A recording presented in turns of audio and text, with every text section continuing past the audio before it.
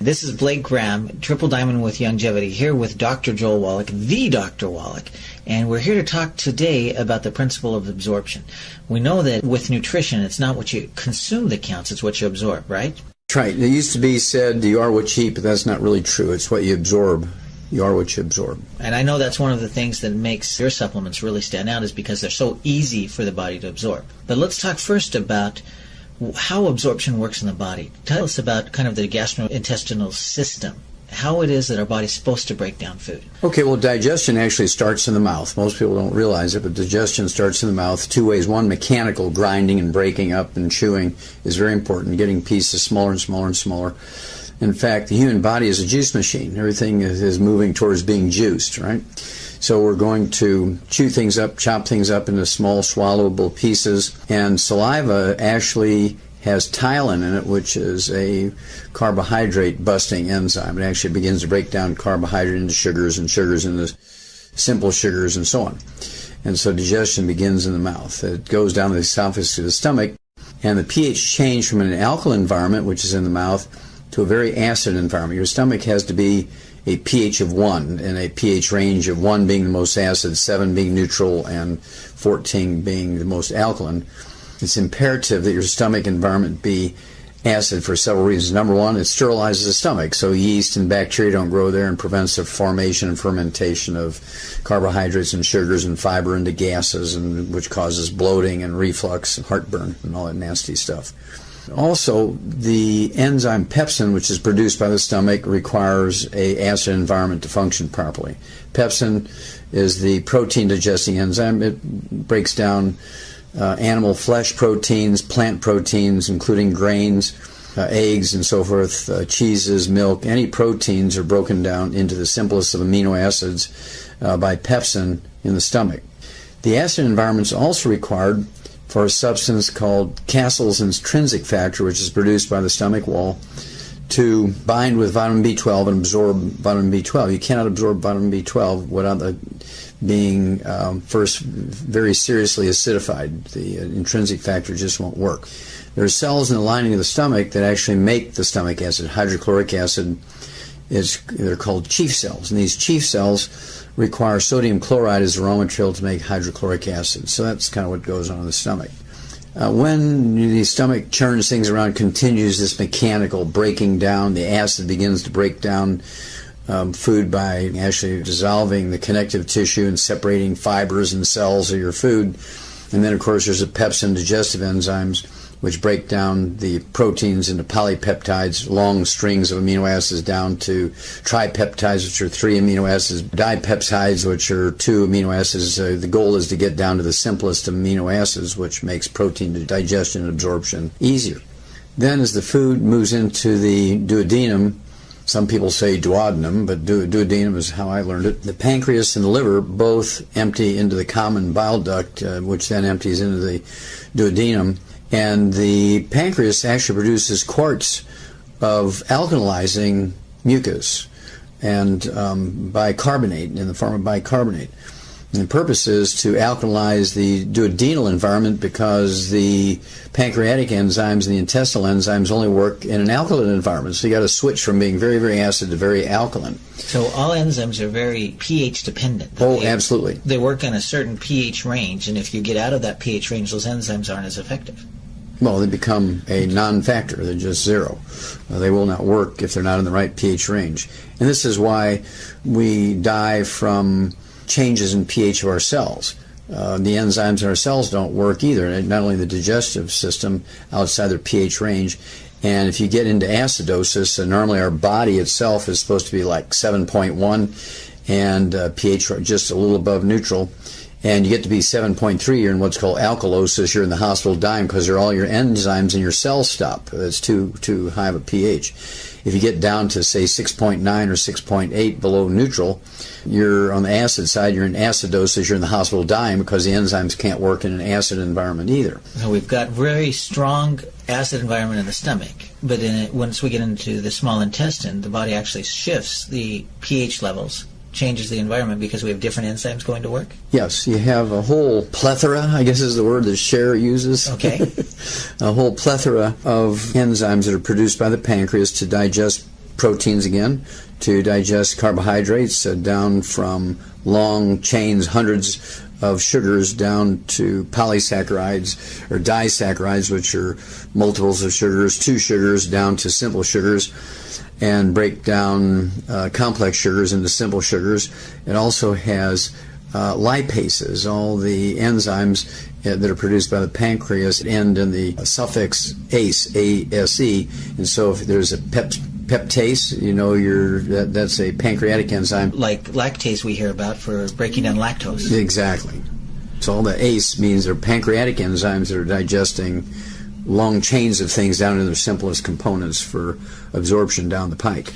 And once we break them down, then we still have to absorb them. That's correct. How does that work in the intestines? Well, I got one more piece going on here, and that is the bile coming down the bile duct, which is produced by the liver, the largest gland in the body, is designed to do two things. Number one, homogenize fats, take them from big, large molecules of fat down to little droplets in a very uniform fashion, purpose of which is to absorb fats. So when the fats are attached to bile salts, you absorb these fats easier. You go from large fats down to fatty acids, okay, or triglycerides, which is a 3-carbon glycerol with 3 long chains of fat on it. Triglycerides, that's where that comes from. And so the bile breaks all that down into the simplest of fats called fatty acids. Then the bile also helps you absorb fat-soluble vitamins, A, D, E, and K. Also, the bile from the liver helps you absorb cholesterol, the good fats, very important to everything from your cell walls to your brain to nerve insulation and storage of energy and so on. Then as this whole is kind of a soup at this point, it's called chyme, C-H-Y-M-E, and this soup moves down the intestine to where if the stomach and the duodenum or duodenum and the pancreas and the liver and the bile have done their job, now you just have this soup moving down the intestines. And instead of just being a smooth tube, the intestinal absorptive surface is magnified like 85 times by these finger-like villi, which stick up, and it looks like velvet when you open up an intestine with a knife and you look at with a naked eye at the intestine. But when you look at it under the microscope, this velvet is actually produced by finger-like villi, which have little blood vessels up in them, which then get the blood closer to the surface of the cells in the intestines. So when you absorb this, the molecules now of fat and proteins or amino acids and fatty acids and simple sugars, it goes through one cell in the intestine right into these little blood vessels, little capillaries if you will, then into the bloodstream, which then goes up the hepatic vein in through the liver for the most part. And the liver pulls out what it wants and then distributes everything else. When we talk about these villi, I've seen slides and it looks like, almost like imagining a visual of carpet fibers, right? And That's on correct. each of these carpet fibers, then there are individual hairs that stick out. Microvilli. That actually, again, you said increase the surface area of the That's stomach correct. by 85-fold. Yes, that's correct. And also they have a certain amount of muscle in them so that there's this peristaltic waves of the muscle in the intestine squeezing things along, just like you would, take one of these large, long balloons and you'd take your fingers and you would just kind of move, say, the narrow part of it down. You can, how these magicians do that with these long balloons, make little animals and things by moving the narrow piece up and down the balloon. With their hands. Well, the muscles in the stomach do that, the muscles in the intestinal walls do that, and the muscles in these little villi do that. Additionally, there's a wave-like motion. In addition to this large muscular motion, there's also this wave-like motion of these villi that move things along. And also it opens up the space between the villi so more stuff, more of this chyme can get down in between them and be exposed to the surface area. Now, is that why when people have inflammation, it really decreases the absorption area? They get inflamed and food can't get down between there? And that is correct. That's one of the things that happens when you have inflammation for any reason, whether you have an infection like salmonella, you get a salmonella infection, or you get food poisoning and everything comes out the other end because you can't absorb it. These little villi swell, as you can imagine. Right. They swell and it closes off that space in between them, as you point out. And even the tips of them get all inflamed and swollen, and so they cannot perform their function, or absorption is reduced to almost zero at that point. Now, what's the role of the good bacteria in our intestinal tract? What does that do for our bodies? Well, the good bacteria, 99.9% of them are in the colon. They're not in the stomach, which is sterile if you have the right amount of acid. They're not found in the small intestine if you have the right amount of alkali. And so the good bacteria kind of survive. I mean, let's say you swallow 1 million probiotics, maybe only 20,000 get through your stomach because the acid kills them all. Right. Okay? Then out of the 20,000 gets into your small intestines, maybe another 10,000 die because of the alkaline environment. So that maybe only 10,000 make it to your colon. But when they get there, that's the perfect environment for them, pH-wise, oxygen-wise, and so forth. And they begin to flourish and reproduce themselves, and 10,000 will become billions. And what do they do? Well, they actually fend off bad bacteria by just being there and growing their presence. They're called commensals. They're just there. Most of them don't produce anything good for us, but their presence crowds out the bad guys. There's also a symbiotic relationship with some of these probiotics in that they produce vitamin C, they produce vitamin B12, they do all kinds of nifty stuff by producing certain vitamins. And this actually happens in animals in their digestive tracts as well. I always smile when vegetarians say, well, look, there's a cow and an elephant, and they eat grass, and look at them. Why can't we just eat vegetables? Well, when you look at a cow or a deer or an antelope, these are four-stomach animals, moose and yaks and very large four-stomached animals. Well, there's probably a reason why they have four stomachs. Well, if you think about it, if you look around the world, what is the most, other than rodents, what is the most common vertebrate you see other than human beings around the earth? Four-stomached animals. Every continent has four-stomached animals. Whereas elephants are in a very micro-environment, right? Lions and tigers are in micro-environments. Monkeys are in micro-environments. But these four-stomach animals, ruminants as they're called, are found in every environment of the world. There's actually muskox up above the Arctic Circle, and you have all these hundreds of different antelopes in Africa, and you got many species of deer and moose and wild sheep and goats in North America. Cattle. There's wild cattle all over the place, especially in Asia, and they've been domesticated, and wild goats and wild sheep. And so these things are very universal because they're able to digest things that nothing else can digest. They can take grass, which is essentially useless to all animals, but what they do is there's four stomachs, and the first two are kind of mechanically breaking things down, but the third stomach is called the rumen, and in a cow, it contains 40 gallons of fluid, and it's a big fermentative vat. It's kind of like making beer in there, right? And remember, I said that our whole digestive system is a juice machine, making things into juice. Well, a cow has this big 40-gallon rumen, R-U-M-E-N, fermentative vat is full of bacteria and yeast and fungus and viruses and protozoa. Now, what's the difference between a protozoa and a bacteria? Well, bacteria are plants. Protozoan are animals, and they have little villi, like little oars in a boat, and they move around with these little villi, and they consciously move from here to there, and they have pumps that move things around. They're little animals. And so it's this big vat that's breaking down the grass so that the cow can access the nutrients in it. That's correct, and that's a simplistic way of putting it. It's more complex than that, in that the enzymes produced by the bacteria and the fungus and the yeast break down the grass, which is cellulose primarily, like heavy fiber, and it breaks it down into carbohydrates and complex sugars and then simple sugars.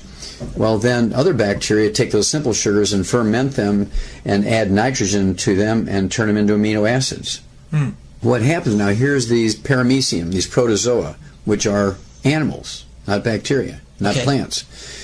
And so now these protozoa, these little animals, can actually take these amino acids and turn them into protein for themselves. Then they also can take inorganic minerals and convert them, the bacteria turn them into chelated minerals, which are inorganic minerals that are combined with the amino acids, right? Now these little protozoa can use them, minerals for themselves, and then the cow eats the little animal. Goes into the fourth stomach. So in the end, the cow is a carnivore. The cow is eating little animals in the fourth stomach called an abomasum. So the cow is eating grass to feed the little animals. Yes, now you got it. And that's why the theory of vegetarians is incorrect. Because we cannot survive eating vegetables. So cows and all ruminants, whether they're a giraffe or a wild cow or sheep or goat or deer or moose or yak or muskox, or any of these four-stomached animals, the common thing is, you hit it exactly right. They're eating this grass to feed the little animals, which they then eat. Wow. And we know from your Dead Doctors Don't Lie audio cassette that having those chelated minerals are so important, because inorganic minerals we just don't absorb. Exactly. Inorganic minerals, even for animals, they eat clay and all that kind of stuff, again, to feed these little animals within inside of them. And inorganic minerals are only usable 3 to 5%, 3 to 10%. And the four-stomach animals do a little better job than the single-stomach animals like monkeys and horses and things like that. And you and I, of course. And this is why in crossing the prairie, it was much more efficient to use oxen, big, large teams of oxen pulling the wagons than horses. Because if they used horses, they had to carry extra wagons hauling grain to feed the horses. They couldn't survive just eating the prairie grass, where the oxen could because of the four stomachs.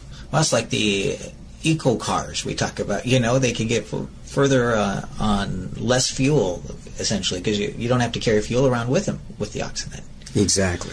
So in the human digestive tract then, since we don't have the four stomachs, we obviously have to have food that's from various sources, because we can't break down the grass. But when we get to the colon with the good bacteria there, is there anything else that we need to know about what that good bacteria does? And I'd like you to mention a little bit about the appendix, because most of us have been taught that the appendix is just, something in there that we don't know what it's good for. Maybe the good Lord put it in there so surgeons would have something to take out, right?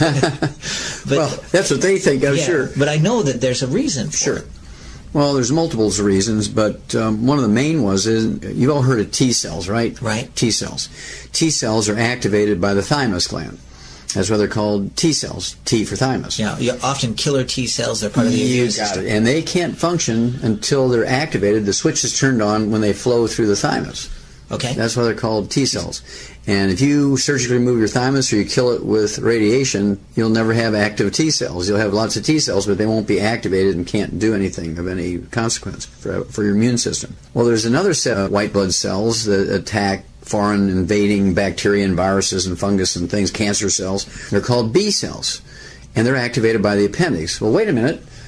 If you have T cells that are activated at the thymus, you can understand T for thymus, T for T cells. Why would you have the appendix activating B cells? Well, that's because they first realized this in the bursa of Fabricius in chickens, which is the appendix in chickens, called the bursa of Fabricius. A fellow by the name of Fabricius figured it out, that these cells, these defensive white blood cells, are activated by the bursa of Fabricius in the chickens, and so he called them B cell for bursa.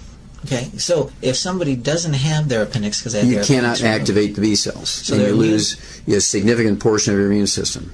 When we need to make sure that the nutrients get absorbed in the body, then we need to look at our body's ability to digest it. And since it starts in the mouth and in the stomach and we need an acid environment, what are some of the things that our bodies need to produce acid? Now, you mentioned, like, we need NaCl, table salt, right? Yes, NaCl, sodium chloride. Right? Mm-hmm. And chemically, HCl, hydrochloric acid, has the same chloride ion that salt does, right? That's correct. So do we need to have salt in our diet in order to make hydrochloric acid? Blake, it's an essential nutrient. You cannot live without sodium chloride. Anybody who says you need to restrict salt should be put in jail for reckless endangerment. This is what acidifies your stomach, and people who do not consume salt will set themselves up for many, many, many diseases and increase their risk of allergies, because you can't break down proteins into the simplest of amino acids. And these dipeptides, 2 amino acids, tripeptides, polypeptides, multiples amino acids, become allergens. You can absorb them in your bloodstream, but your body recognizes them as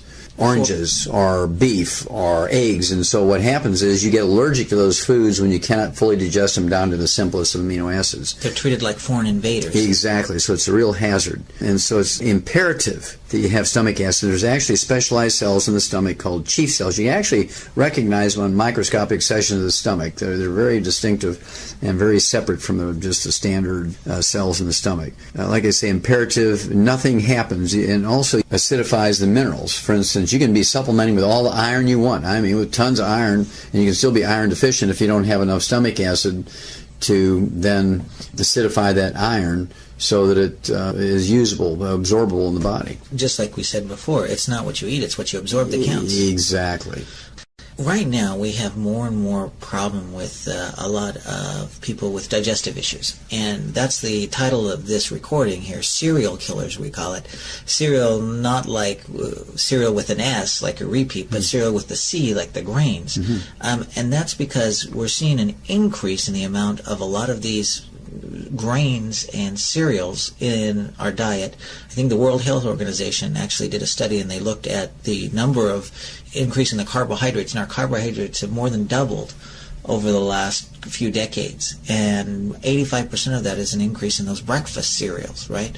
And so when we're getting more and more cereals and more grains in the body, especially we talk about wheat, barley, rye, and oats, and I know there are some people that talk about hybridization. You know, I know in farming technique, you're an expert in agriculture as well. There was a time when the farmers in agriculture actually looked at hybridizing wheat, so we get a more robust wheat that'll grow in a lot of different environments, a shorter grain stock to increase yield.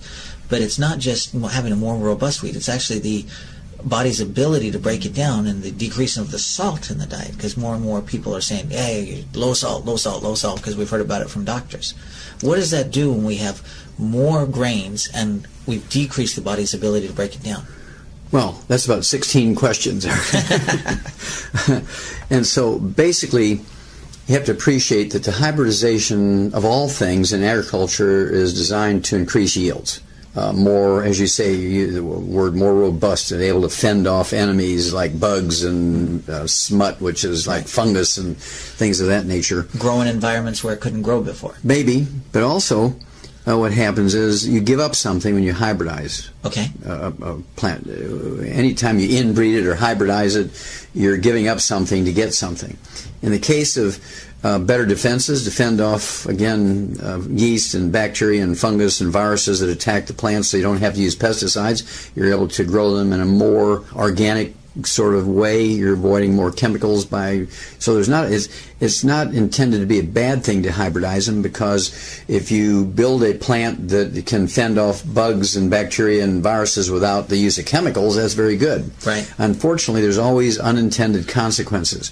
One of the unintended consequences of hybridizing wheat, for instance, is the reduction in protein. Back at the turn of the 20th century, depending on the strain of wheat, the species of wheat, you had anywhere from 13 to 17% protein. Well, today it's about 3% protein.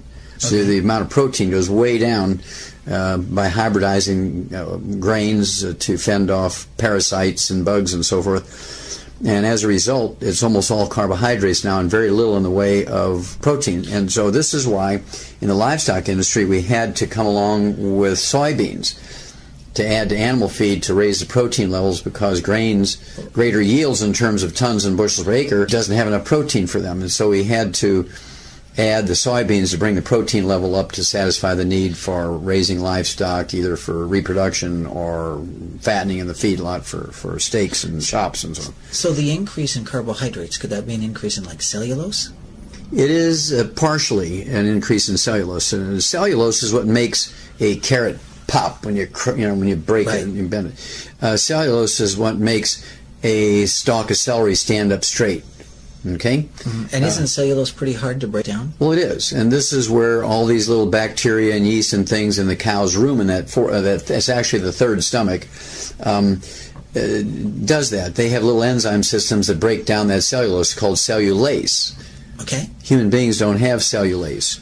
And so we don't do a very good job. We don't have that big third stomach with 40 gallons of all these bacteria and yeast fermenting the stuff with cellulase breaking down that cellulose, right? So what happens when it's not broken down? What does that do to the villi? Well, that alone won't do much to the villi, but it can give you a soft stool, or, a lot of people use fiber as another term for cellulose, fiber. And they use that to have a bowel movement. It makes the transition time, the movement time from the mouth to coming out in the bowel movement in the toilet, shorter. Okay, and this is what helps people that are constipated, is that cellulose. That's what fiber is cellulose. Okay, right. And so it can be medicinally useful as long as it's a neutral type of cellulose. If it comes from foods that cause intolerances, not allergies necessarily, but intolerances that can create more problems and other unintended consequences. Well, explain to us what you mean by intolerance, because this is, I think, a new term for most people. When most people think of food allergies, but we're talking about something that's not a blood allergy, an allergic reaction that happens when undigested particles get in the blood. It's something different. You often call it like a contact allergy. Yeah, sure, exactly. You've hit the nail on the head there, Blake. The typical allergies, whether you're inhaling them, like dust and pollens and things, they get into your bloodstream through your lungs. And these large protein pollens, and pollens are essentially the sperm of plants, is what they are. Pollen is the sperm of plants. Okay. And it travels through the air to fertilize the eggs. The flower is sitting there waiting, and that's why bees go from flower to flower, taking the sperm from one flower into the ovary of the other flower. That's how that works. And the pollen is a very high protein thing, and we actually have some great pollen products. Pollen burst, right? Right. It has flower pollen, not bee pollen, and as a result is less allergenic than bee pollen, because bee pollen has bee spit and bee pee that becomes a sensitizing factor in its own right. As these relatively large biochemical protein or polypeptide products get in your blood, it sets up an immune reaction, and your body recognizes these proteins as being eggs and cabbage and beef and fish and shrimp, so you become allergic to them. You set up allergies to them because your body's trying to protect you from this foreign invader, perceives as a foreign invader. And that's because... Well, it's a protein, and you're not supposed to be able to absorb whole proteins. Okay. We're supposed to absorb only simple amino acids. Otherwise, they set up these allergies. Well, intolerances are different. As you point out, there are contact things. There are a lot of people who can't wear certain metals in rings and jewelry and bracelets or watches or eyeglasses. Nickel will set up almost like an eczema where that metal touches. That's a contact allergy. Another one I like to use as an example is poison ivy. If I have a theater with 1,000 people in there and I test them for a poison ivy allergy, I guarantee you nobody in there will be allergic to poison ivy because they're not eating it every day and so on. On the other hand, I guarantee you they're all intolerant to poison ivy because poison ivy actually produces and releases a toxin to defend itself against foreign invaders. It fends off bugs. You never see bugs eating poison ivy. Right. Okay, you never see animals eating poison ivy because after one time they won't do it again. Right. And that's its defense. That defense, that intolerance to that toxin or that poison or that contact poison that's produced by the poison ivy, it makes your skin have almost an eczema, dermatitis, or psoriasis-like reaction. Now, the same thing happens when you consume foods you're intolerant to, not allergic to, but intolerant to, because this food will produce a contact intolerance, contact allergy, if you will. You don't have to absorb it to react to it. Right, so it's a contact allergy, not necessarily just on the skin, but contact with the intestinal lining. Yeah, and I don't like to use the word allergy because it's not a true allergy, and people, well, we tested you for a wheat allergy and you're not allergic to wheat, but you're still going to be intolerant. To that gluten, okay? And so you have to really use the correct words here, otherwise people say, oh, my doctor tested me for wheat allergies and I'm negative. Well, you can still be negative to wheat allergies and be intolerant to wheat proteins. Okay. Well, it's two totally different things. Before we go into what's happening there with that, just to reiterate, we're seeing more and more wheat, and people think eating healthy means eating whole grains, and so we have a lot more wheat in our diet, and at the same time, with the decrease of salt, with it, maybe we talk about the minerals in the soil, and fewer minerals in the soil tends to mean fewer enzymes in the plants when we eat them, and so they're harder to break down. Do we see that happen? We don't require enzymes in plants to break down. That's a myth. Okay. We don't need enzymes in our food. Okay, because we produce our own enzymes. Yeah, if you're getting all your nutrients and everything's perfect, you're producing all the enzymes you can eat. Everything you eat without enzymes in it, and you'll be fine. Right. Okay. But your body has to, in order have to... raw materials. Right. And in order to have the enzyme that breaks down wheat work, you need a pH of about, you said 1.5, 1 to 1.5 pH? In the stomach, that's correct. So super acidic environment. What happens if you don't have that strong of stomach acid, if you haven't been eating salt? Well, then the pepsin won't work. It won't digest wheat, barley, rye, and oat proteins, or egg proteins, or fish proteins, or clam proteins, or any kind of proteins down into the simplest of amino acids. So we get undigested wheat, barley, rye, and oat protein that's into the intestines. You got it. Now it becomes a dangerous chemical. Okay. It's like little slivers that go down there and become kind of, and then they create. It's not a mechanical thing. Okay, more than just a mechanical. Yeah, and slivers implies to me mechanical stuff like splinters and and microscopic splinters, and so it's not slivers. So I wouldn't use the word slivers. It's actually a protein. It's a microscopic droplet of protein. Okay. So it hasn't been digested. It touches these villi, and what happens? It's like poison ivy. Okay, this is like a toxin of poison touching that villi, and it swells up. And because it swells up, we've cut down the ability of the food to get you reduce the surface area, right, which messes up our absorption. Plus, when that villi swells, it not only swells on the outside to close off that space in between the adjoining villi, but it also squeezes the blood vessel on the inside, because the swelling also goes the other direction. Okay, on the inside, it shuts off that blood vessel, so even if you can partially absorb some of that food, it doesn't get into the bloodstream because there's no blood in there anymore. Okay. There's no circulation. And this is why you have problems in another way when you have what's called celiac disease. The villi actually die, and they will die because of cut off circulation. Exactly. Okay. And they die, and so now you're losing 10%, 25%, 50%, 75%, 80%, 100% of your absorptive surface. And now your intestines are just a tube, and there's actually scar tissue right behind all those dead villi, trying to protect you from the invasion of the bacteria and acids and alkali and all this other stuff. Now, when you've done all of these autopsies on both people and animals, did you see this? Oh, yes. It's very dramatic and very easily diagnosed at autopsy or biopsy, and so you can actually feel it when you do surgery. You can run your hands down the small intestines, and you can actually feel areas. And this doesn't happen all at once. It's not like turning on a switch, turning off a switch, like all your intestines go at the same time. A small baby, when they're born, if the baby is sensitized to gluten, the mother's eating wheat and she can't digest them properly, and she has asthma, and she's got things like eczema and other symptoms of celiac disease or irritable bowel syndrome or inflammatory bowel disease, ulcerative colitis or Crohn's disease. These undigested wheat proteins, barley, rye, and oat proteins called glutens, it's a gluten category, will come through the stomach down into the intestine. It will actually touch those villi. They will begin to become, and they actually act as a poison. So those villi shrink, swell up, and there's scar tissue that's formed there. And when this happens, you get, it's almost, again, like eczema on the outside, and your intestines will crack and seep fluid and serum and stuff, and it's a mess in there. Is that leaky gut syndrome? Yes. We hear about? It can be called leaky gut syndrome, is another name for it. Okay. And doctors will call it leaky gut syndrome, but they won't really make the connection that it's caused by this gluten intolerance. Okay. So we've got inflammation that decreases absorption area and shuts off the blood supply. The blood supply to the villi. We've messed up the absorption. And you mentioned that these are often characterized by a lot of essential fatty acid deficiencies. We know essential fatty acids aren't micronutrients, they're macronutrients. Yes. So your body needs a lot of them.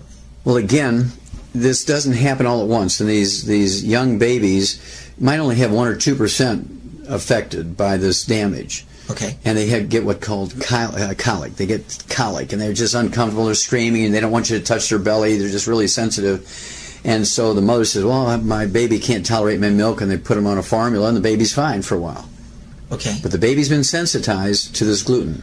Now the baby now has a gluten intolerance. So it was undigested wheat, undigested gluten. Undigested wheat, barley, rye, or oat proteins coming through the breast milk that sensitized the baby. Okay, so now the baby's sensitized to it. Yes. It goes on formula. It does fine. It does fine. But then it grows up, starts to eat cereal, breakfast cereal. It starts to eat solid food, is weaned off the formula onto solid foods, and now it goes through the same process again because it's been sensitized. And your intestine has a memory, and it says, oh, there's that gluten stuff, and it reacts, and the villi shrink, and the blood supply shut off, and it goes through the whole thing again.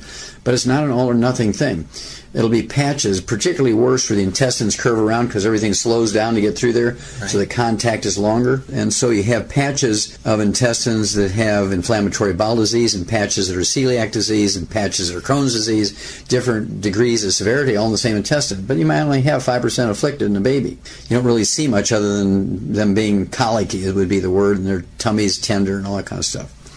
And then the baby, say, gets to 5 years of age, and the baby's got rashes, and they develop asthma, and they cannot absorb things at this point when you have, say, 20%, 25% of your intestines afflicted, particularly cholesterol and particularly omega-3 essential fatty acids, because these are large, complex molecules, and they can't get through this damaged intestine.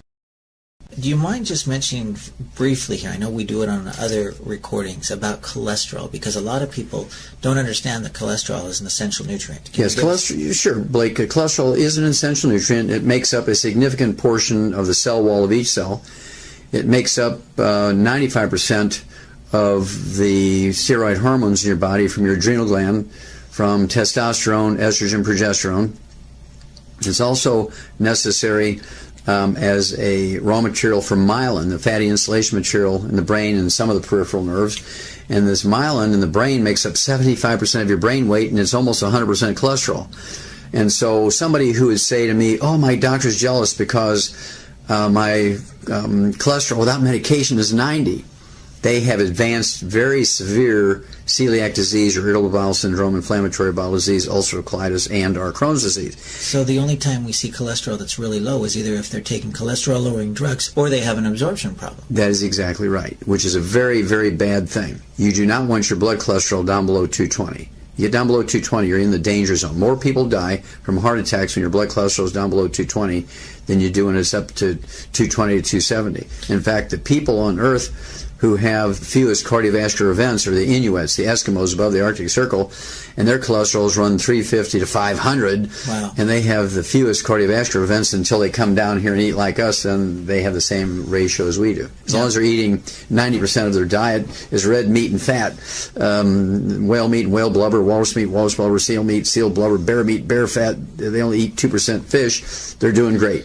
Yeah, but they come down, they get a lot of grains, they develop absorption problems. And they're stir frying and frying, right, and they get exactly. They fry stuff and they clog their arteries because of the inflammation caused by the bad fats contacting the artery walls, and they get arteriosclerosis. Now, for the people listening to this recording, I know one of the things that we often talk about as a sign to how you can tell if you have a cholesterol or an essential fatty acid deficiency is if you ever go in a room to get something, and you get to that room and you can't remember what it is you went to get, that could be a sign. That could be a sign. You can also get cracks in your heels. You can have dry skin. You can have eczema. You can have cracked cuticles. You can have hangnails.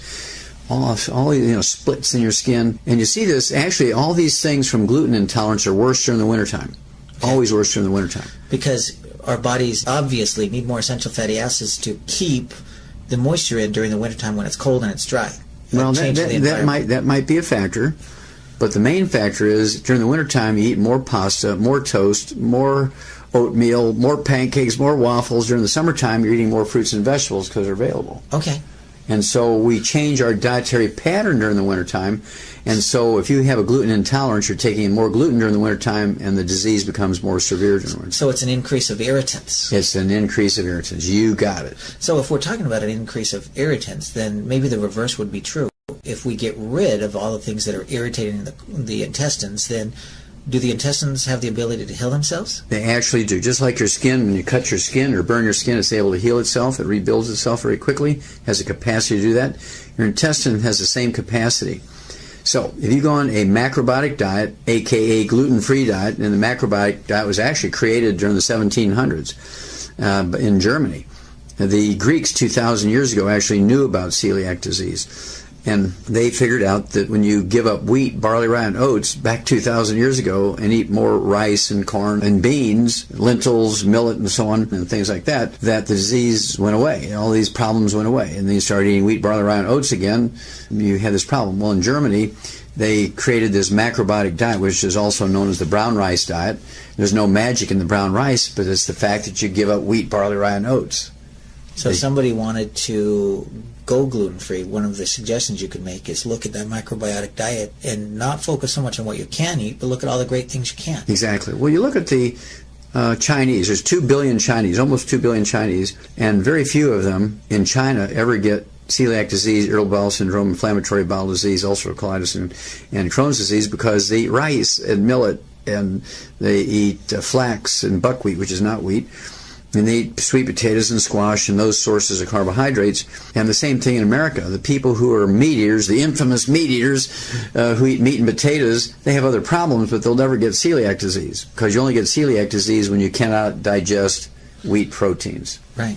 Now, there are some things that I think make the celiac disease worse. You talk about the bad fats, the trans fatty acids, all of those partially hydrogenated vegetable oils, and I'm even seeing fully hydrogenated vegetable oils. Which is margarine. Right. So when those get in there, how do they affect the villi then? Well, they turn into what's called trans fatty acids or free radicals, and these are very egregious chemicals. They actually cause inflammation in of their own right. They're very inflammatory things. And everybody is sensitive to trans fatty acids. Heterocyclic amines are burnt animal fats. Okay. And then you can also have acrylamides, which are superheated carbohydrates like toast and these crispy cereals, crackers, that sort of stuff. And so if you're frying potatoes, you're getting trans fatty acids from the heated oils. Even if they say, well, we fry our French fries without our oils do not have trans fatty acids. Well, as soon as you heat them, it converts them into trans fatty. You may not start with trans fatty acids, but it will turn into trans fatty acids. Okay. And so that's kind of a lame, not quite true advertisement. So it's burnt oils. Essentially, it's heated oils, just even heated oils. They don't have to be burnt, just heated. And then you're also superheating the carbohydrate in the potato, so you're getting acrylamides. Okay, double whammy. A double whammy. And if you go the other way and you're using animal fats to fry things in, okay, which some of those fast food places do because it really tastes much better to fry potatoes in animal fats, you're getting heterocyclic amines because you're burning animal fats. You'll get trans fatty acids, you'll get heterocyclic amines, and you'll get the acrylamides, all from French fries that are fried with animal fats. And I know that's why you encourage people, if you're going to use any oils type for in cooking, that they use butter and do it on low heat so the butter doesn't turn brown. That's correct. You cannot fry with butter. I prefer that you cook everything by roasting, stewing, baking, make soups out of things. Even when you have vegetables you're going to steam, I will then put a pat of butter on the steamed vegetables. It is not quite as hot as putting the butter in the pan and heating it that way. So when you steam a vegetable, you're looking at steamed vegetables, you put a pat of butter in there and it melts them. That's a much safer way to use butter. I just don't like cooking with butter except soft scrambled eggs.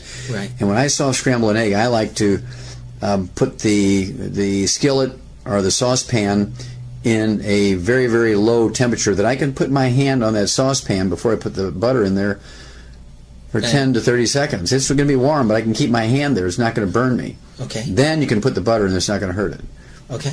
So we use more butter. We cook on lower temperatures. And use water. Cook in water. Cook in water. Okay. And at the same time, we want to probably decrease the amount. Is there anything wrong, even for those people that don't have celiac, is there anything wrong with them decreasing the amount of gluten in their diet? See, here's the thing. If you're eating a lot of gluten, if you're eating a lot of grains, wheat, barley, rye, and oats, cereals, pancakes, pasta, breads, Pop-Tarts, those kind of things, you're in danger, you're in jeopardy if you're restricting salt because you cannot make as much stomach acid, and as a result, the pepsin doesn't work, and then you cannot digest the wheat proteins down to the simplest amino acids, so those large chunks of gluten come down there and cause problems. Let's talk about some of the symptoms of that, because I know we see people with acid reflux or heartburn. That tends to be caused from low stomach acid, not high stomach acid. That's right. And so when they say I have acid reflux, it's a misnomer. It's actually incorrect. And doctors perpetuate that because they want to sell their Nexium and other what are called protein pump inhibitors, which protein pumps is what are in these chief cells that actually produce the stomach acid.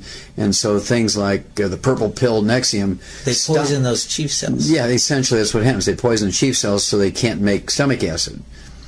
Okay, then initially you're going to feel pretty good, but 6 months down the line you're going to wind up with all these deficiency diseases you never had before, because even if you were supplementing with those nutrients, you cannot absorb them because you haven't acidified your stomach. And without an acid environment in your stomach, you get bacteria that lives down there and grows, and you eat and it eats, and it burps and kicks the... Produces gas. When it ferments the carbohydrates and sugars, it produces gas, which causes bloating, burping, belching, heartburn, and all that kind of stuff. Yeah, and that's what causes, like you said, the heartburn. That's correct. Even weak stomach acid in the esophagus probably is pretty uncomfortable. Over time, yeah, and of course when you belch that up, that weak stomach acid, it might be 5 or 6, very close to neutral. It's like tasting vinegar. You just put raw vinegar on your mouth and it tastes like acid, but it's a pH of 4 to 6. Right. It's not 1. And so that's where people get the idea that it's acid reflux, and it's really not. It's not acid enough, and so things are able to grow in there and ferment carbohydrates. So if somebody has had acid reflux, you know, it's again a misnomer, but if they've had heartburn, if they've had those things, if they've been using carbonated beverages or had salt-restricted diets, or even using these alkaline waters improperly, using them during meals, drinking carbonated drinks during meals. So if they've been doing that, the chances are pretty high that they've had undigested gluten proteins in their intestines and they've developed an intolerance. That's right. And they cannot absorb minerals properly. They cannot absorb B12 because that Castle's intrinsic factor only works in an acid environment. So there's many, many bad things that happen over time if you don't have a stomach pH of 1. Now, I know you look at people with essential fatty acid deficiencies with eczema or asthma, and you've seen pictures of my own nephew in Japan.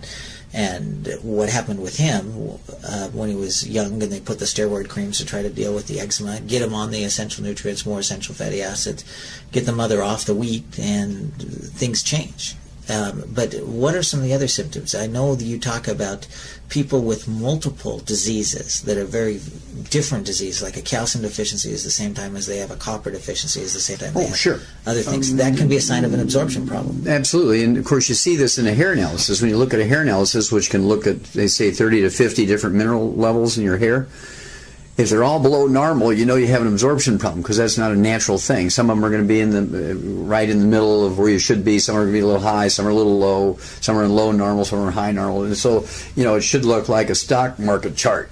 But if everything's below normal, if you just kind of like a flat line, that means you're not absorbing. Okay. So you can actually use a hair analysis as a non-invasive, very economical test.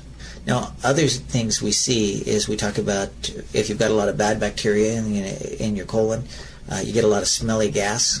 You can have sulfurous gas because they produce sulfur dioxide, and also the bad bacteria produce waste products. You know, they pee and poop, and it's called bacterial toxins.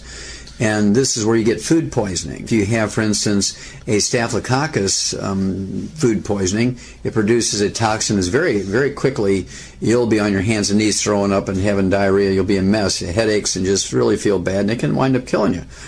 And you can get that within hours after you consume staphylococcus poison, okay, food poisoning.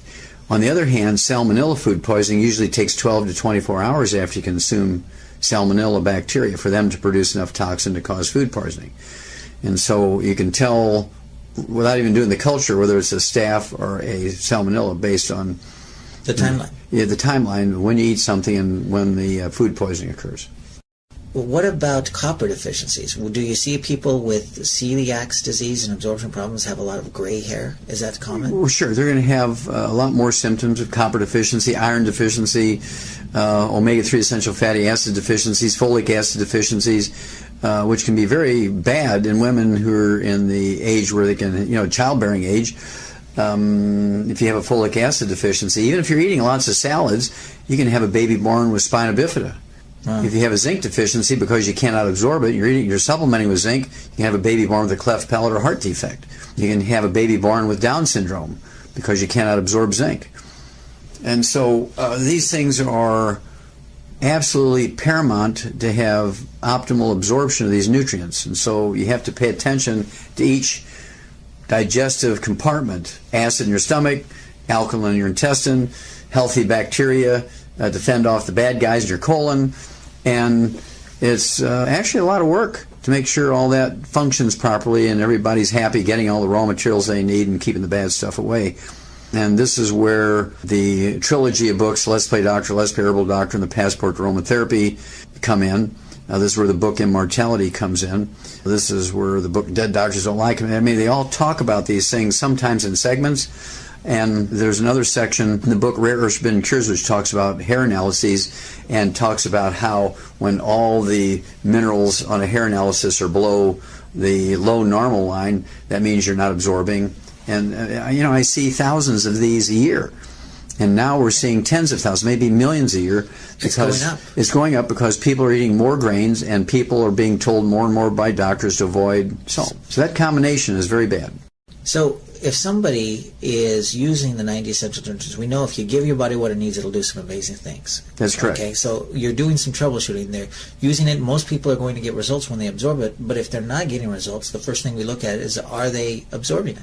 That is correct. So, in addition to going gluten-free, and it's important that they stay gluten-free so they keep their absorption. That's correct. We often add an enzyme product to help break it down, and especially people that say maybe they've had their gallbladder removed, and so they're not producing they're not storing enough enzymes to be able to. Well, they're not storing enough bile. Bile. Okay. In that case, it's not enzymes, actually, it's bile. It's kind of an emulsant. It's almost like detergent is what it is. Bile is like a detergent. And it breaks down big globs of oil and fats down to little globs of oil and fats that are more easily absorbed. So for those people, taking a great digestive enzyme and using probiotics, those can also help with people that are going gluten-free to help give them the right environment for the intestines to heal themselves? Well, by right environment, you're talking about digesting foods down properly, right? But you still have to have the proper pH in the stomach and the intestines. Okay. And you have to have some of the pancreatic and intestinal enzymes that are coated so they don't get destroyed and digested in the stomach, which is more acid, right? And so all these factors have to come into play. And then, of course, our ultimate enzymes has ox bile in it to give you that ability to, I call it the gallbladder in a bottle, because it has the ability to, as you point out, give you the right amount of bile when you have a meal, particularly a fatty meal. Now, to know how bile works, what I want you to do is take and put some like salad dressing oil or even corn oil or something like that in warm dishwater, and it just forms a coating over the entire, kind of like a blanket over the water, surface of the water. You get this oil that's just equally distributed. Take a couple of drops of a liquid dish detergent and put in there. It just breaks up into little beads, like BBs, and just all breaks up. And that's what bile does to the fats in your diet. So how many enzymes and how often should a person take them? Well, I like them optimally to take, say, 2 at the beginning of a meal with a couple ounces of water. Our ultimate enzymes, which has the ox bile, the pepsin, the betaine hydrochloric to make stomach acid. It has the enzymes from the pancreas, pancreatic enzymes. It also has plant enzymes. It has bromelain from pineapples, and it also has papain from the papaya, which are very nice enzymes from plants. We don't need them on a daily basis, but if you have a digestion problem for a support, just like putting a cast on a broken leg, they're used as medicinally in that fashion. You don't need them all the time if you don't have a problem, because you'll make your own enzymes. What about the FlorFX? How often and how many should the person use the FlorFX? I like to use the FlorFX. I like to use the Nightly Essence. I like to use even the Triple Treat Chocolate, which has probiotics in it. Oh, that's great to use probiotics, too. Yes. And you can use those as often as you want. They do not have to be consumed with meals, and actually it's better if they're consumed in between meals because you have less stomach acid, so more are going to escape through the stomach without getting digested and killed. Now, I've seen oftentimes people be encouraged to take, say, 3 Flora right before they go to bed and 3 with breakfast. Right, and that's why we call Nightly Essence. Nightly Essence, you're supposed to take it before bed. Right, okay, great. So, in addition to that, this is, again, these aren't standalone products, but they go with the 90 essential nutrients, correct? That is correct. Now, I do have to make sure we say this. When you have celiac disease, and again, this is a progressive thing, it's going to get worse and worse and worse over time. When you get up to where you're 20, 30 years old, and you got 50% of your intestines afflicted, you're going to have 20 diseases. You're going to have eczema, you're going to have asthma, you're going to have periodontal disease, you'll be infertile, low sperm count, you'll begin to get headaches, unexplained headaches, you get low blood sugar, low thyroid, you're getting bone spurs, you're getting kidney stones. All this stuff is happening. You're going to 18 different specialists because you can't absorb those nutrients. There's nothing that says you can't have 50 different nutritional deficiencies at the same time. Now, what are some of those historical cases? You know, you talk about a lot of famous people that a lot of the audience is probably familiar with that have had these absorption problems. You know, Karen Carpenter, she had an eating disorder called anorexia. Well, anorexia is a self-imposed restriction of consumption of food because you feel bad when you eat food. And almost always is because they have celiac disease and they feel really, really bad when they eat wheat, barley, rye, and oats. And so they just give up eating and they keep going downhill. And they feel pretty good when they're fasting or eating lettuce, and then they start eating breads and whole grains again because they know it's healthy, quote unquote. And then they get sick again, they stop eating. And so there's this downward spiral. They may level off for a while, for a couple of months, and then they start eating those whole grains again, they drop down lower, and over a period of years, usually in their 20s and 30s, they will be really seriously ill with anorexia, and some people can't give up eating, and so they'll throw up the food, and that's bulimia, they realize that if I throw it up, then I don't feel bad. But if I just eat it and leave it go down through my intestines, it feels like somebody's pulling a dry rag through my guts, is how they describe it to me. Now, could obesity also be a result of poor absorption? Oh, absolutely. Because sugar is a very small molecule, and you can absorb sugars and get lots of calories in that fashion, but you cannot absorb minerals, you cannot absorb essential fatty acids, you cannot absorb cholesterol. And mineral deficiencies are what cause the insatiable cravings, the munchies. In animals, it's called cribbing or pica. And as soon as you're taking in enough minerals that you can absorb, all those cravings and munchies go away and you lose the weight. Yes. And the portion control becomes easy to accomplish. But you have to give up the gluten for your intestines to heal to then be able to absorb the minerals. Now, are there nutrients we can take to help the intestines heal? Well, glucogel is a, again, very good source of collagen, okay, which is the connective tissue. And so it's a source of raw materials for the connective tissue part of the intestine to heal. You know, the things that the villi sit on is a connective tissue, essentially. It's like the foundation of a house or a slab that you build a building on. Okay. And that's what the connective tissue is. And all these things are actually welded to that connective tissue. Okay. And the connective tissue, when it gets irritated, it forms deeper and deeper and thicker scar tissue, which makes it even more difficult to absorb things through that scar tissue layer. Kind of like a callus. Yeah, it could be a callus, absolutely.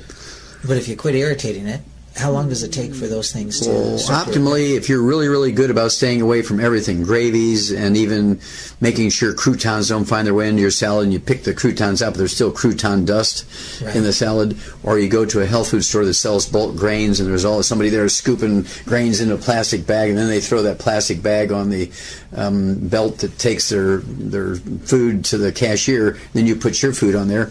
Or maybe you're a farmer and you're gluten-free in the household, but your husband or son or somebody's been outside in their clothes mixing cattle feed that has wheat, barley, rye, or oats in it, and then they come in and they throw their clothing in the laundry with yours. You're going to be constantly exposed, even though you think you're not. And so it's very, very important to, you got to be really gluten-free to get maximum benefit. But under optimal conditions, you're avoiding everything that has gluten in it. It's going to take anywhere from 60 to 90 days to see recognizable benefit, and it might take anywhere from 6 months to a year to get perfect 100% healing. Okay. Would taking extra essential fatty acids, would that help speed that process of rebuilding? No, but what it does do is make sure you're absorbing more of them. It's just a matter of concentration. The more you're throwing at it, the more you get through. And so it can actually increase your risk of stroke, because the essential fatty acids, one of the things it does is prevent abnormal blood clotting, which results in strokes, deep vein thrombosis, pulmonary embolism, coronary thrombosis, thrombotic stroke. And so if you can't absorb omega-3s, it increases the risk of stroke. It increases the risk of stroke. So this is why people die from celiac disease. And that's one of the things I know with the risk of stroke and heart disease, that you actually fought with the FDA, so we can say that increasing your omega-3 essential fatty acids decreases the risk of heart disease. You got it. Well, is there anything else that people need to know? The basics are be on the 90 essential nutrients. If you have digestive issues, stay away from gluten. Yes. Adding some enzymes and flora can be good. Anything else? Yes, I would wean kids off of, and you hear grandmothers will tell you, well, don't give your kids wheat until they're a year old, right? You hear that kind of stuff. That's because their little digestive tracts aren't prepared for those kinds of things. But if I had my way, nobody under 10 years old would eat grains. Okay, so no, instead of pancakes or breakfast cereals, we'd have more or eggs. Toast, or pasta, or crackers and croutons and hamburger buns and hot dog buns and muffins and cake and cookies and all that kind of stuff. I would have them only eat like an Oriental. They're going to be eating sweet potatoes and rice and millet and flax. More vegetables. More vegetables. Eggs for breakfast. Nuts. Nuts for snack. Great fats, healthy fats. Very little carbohydrates except for peanuts. I don't like peanuts because they have two bad things. One is a lot of carbohydrate.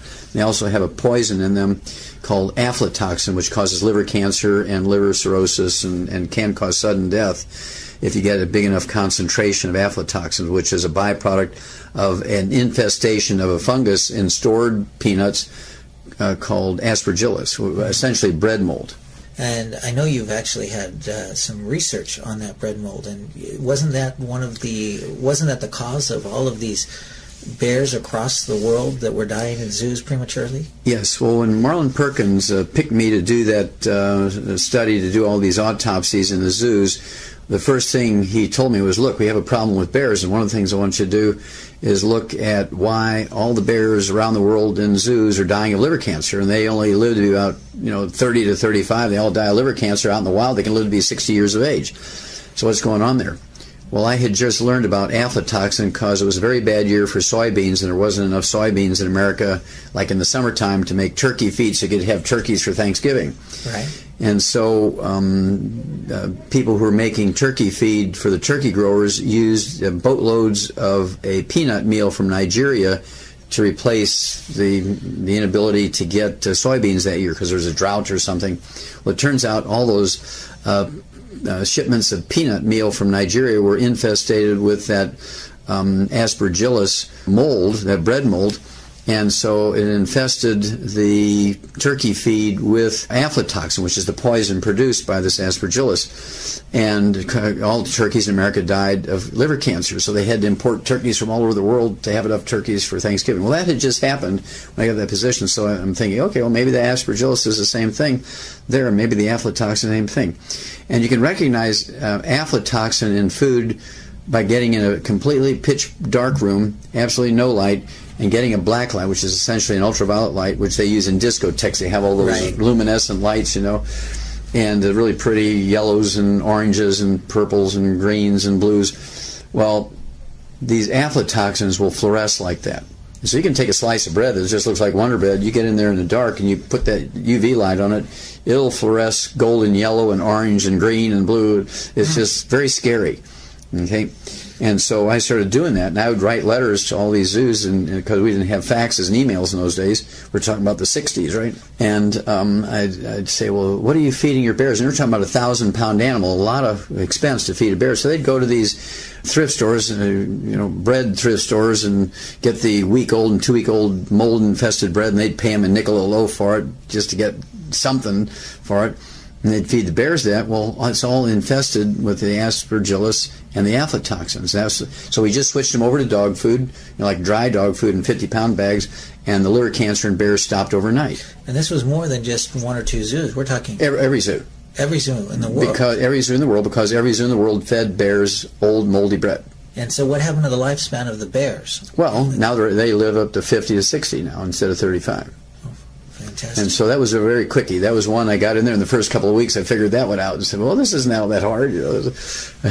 Well, can health be that simple for people? Health is that simple, Blake. It is that simple. Once you know the combination, it's like if you have a heavy-duty combination lock and you're there with a sledgehammer hitting that thing, you can't open it. Here comes a little 3-year-old who knows the 3 numbers, right? 007, 007. Yeah. And click, the thing opens up. And the same thing with the secrets of health and nutrition. Congestive heart failure, the most common cause of death in Americans, is a simple thiamine deficiency, vitamin B1. It's the terminal event of beriberi thiamine deficiency. Now, what do doctors do? Well, they give you all kinds of pharmaceuticals and drugs to regulate heartbeat and diuretics to get rid of the fluid that's collecting in your lungs and your chest and your belly cavity. And they give you digitalis to make your heartbeat more effective. And then they put you on the heart transplant list. They give you a heart transplant. So you're looking at $500,000. Well, all you have to do is put people on the 90 essential nutrients, get them off of sugar, which aggravates the thiamine deficiency, and you give them something like the de-stress capsules, which 2 capsules gives you 3,000 times the minimum daily requirement of vitamin B1. Not B-complex 100, we're talking about 3,000 times. And so when people have congestive heart failure, I like to give them 6 of those capsules a day, so they're getting 9,000 times the minimum daily requirement. And so you get, and I can legally say this will support and promote healthy cardiovascular metabolism. Give the body what it needs and it'll heal itself. Yeah. That's correct. And so this is as simple as it sounds. People say, it can't be that simple. I mean, otherwise my doctor would know about it. Well, Not really. Because they're not trained yet. I know from my experience, I was in pre-med, and there was no nutrition in pre-med, and they said in 4 years of medical school, you can expect one 30-minute lecture on nutrition with no test. So expecting the doctors to understand nutrition, the MDs to understand nutrition, is like expecting your plumber to know how to fix all the computers. Or to do brain surgery. Yeah, it's just really tragic. And, of course, medical doctors have such credibility and respect, and in many cases they deserve that. On the other hand, in many cases it's actually a fraud because the doctors don't know the basic stuff required by the human body, of which they're supposed to be in charge. Right? And one of the things I love about this mission and the message is that you don't have to be an expert to share it. You just have to learn how to share the tools, because I know that I could share your CDs and it's more effective than me personally going out there and trying to tell somebody all there is about health. And it's easier for them to share it as well. And that's what we do, to share this message with people and hopefully help America and the world. Exactly. Well, we can actually save America, and we can save the world, Blake, simply by teaching people how to take care of themselves, because, again, there's no insurance policy that will prevent or cure disease. When you pay for a health insurance policy, all you're doing is betting that in the future you're going to screw up somehow and you're going to run up a big medical bill with doctors and hospitals. You're going to need a lot of money to pay them. Doesn't do anything to prevent disease or cure disease. That's your responsibility. That's each of our own responsibilities. People say to me, well, I don't have to worry about it. I got good insurance. Well, no, that's not quite true. It might pay the doctor when you get sick, but you're the one that's responsible to prevent yourself from getting sick. And especially, it's not just our health, it's the health of our families and our kids. And that's right, and grandkids and great-grandkids. I have to start speaking in those terms. All right, well, thank you so much, Dr. Wallach, for your time. Any last words or messages? Well, just remember that if you're not salting your food, if you're not digesting and absorbing your food properly, you could wind up by being damaged by a serial killer.